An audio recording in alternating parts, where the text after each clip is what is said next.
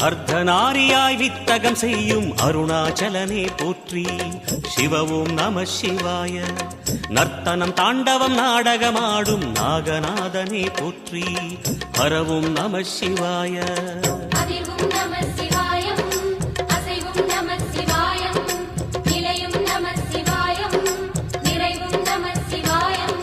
ரமணமுனிக்கு ரகசியம் சொன்ன ராஜலிங்கனே போற்றி.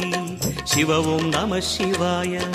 இமையோர் தலைவன் பதவியும் வழங்கும் ஈச மகேசா போற்றி. ஹரவும் நம சிவாய.